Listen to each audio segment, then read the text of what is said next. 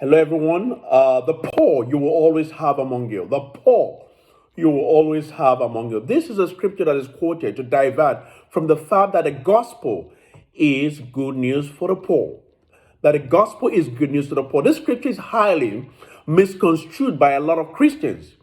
It is funny how in most other places in the Bible, when Jesus mentioned the poor, they said, no, the Christ meant the poor in spirit. But in this specific scripture where he said the poor you always have among you, say, oh, this one is the material poor. But in other cases, they say, stop. The Christ is talking about the poor in spirit, which is not true because if you read the other writings before the Gospels, you will know that the focus of God and the prophets was on the poor. So we need to understand what Jesus meant when he said the poor you always have among you. So the way the Christians present it today, I've seen a lot of Christians tell me this same thing. Oh, the poor you always have among you. As if Jesus meant it was okay to normalize the fact that we will always have poor people among you. Like it's not a big priority. It's going to happen either way that the poor will always be in your midst. But we need to go into scriptures to really understand. Go back to the origin of that scripture because that scripture came from Deuteronomy to understand what Jesus meant. First, let's look at Deuteronomy for chapter 15 from verse 4 to 5. Deuteronomy chapter 15 from verse 4 to 5. It says, however, there will be no poor people among you, since the Lord your God will bless you, will certainly bless you, in the land which the Lord your God is giving you as an inheritance to possess. If only you listen to and obey the voice of the Lord your God to observe carefully all these commandments which I am commanding you today.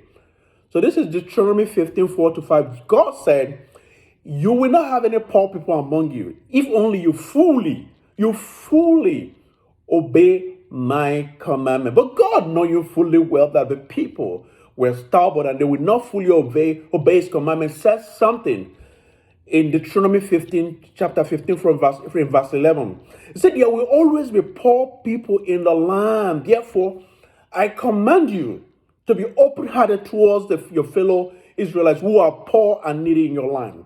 So you can see here that God recognized the fact that the people will not completely obey his commandment. As a result, God said, I command you to open your heart, to open your hand to the poor and the needy in your land. So God already said in Deuteronomy 15, 4 to 5 that there will be no poor people among his people if they fully obey his commandment. Really, from this I can understand something clearly. I'm going to make it known everywhere today that the prime directive of the law is to eradicate poverty. So let me say it again. The prime directive of the law is to eradicate poverty. The law is good news to the poor also. If only we can truly love our neighbors as ourselves, if only we can embrace the principles of justice and kindness, the education that comes from the law, there will be none poor in our midst. We need to embrace the education that comes from the law.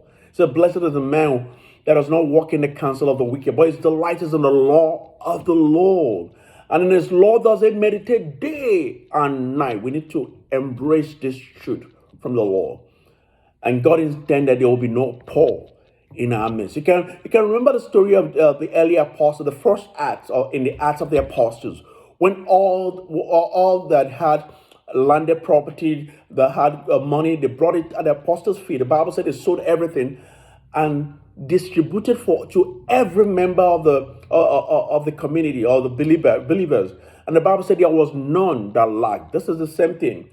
They understood this from the Old Testament, that God's intention, there will be no poor people in the midst of his people.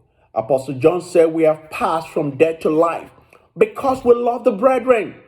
And he went on somewhere to say, how can you say you love your brother and your brother has needs and you're not moved to fulfill that need?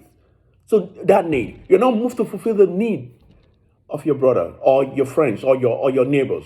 So the whole plan, the plan of God is to make sure there is no poor people in the midst of his people. There are no poor people in the midst of his people. So God bless you. Have a good day.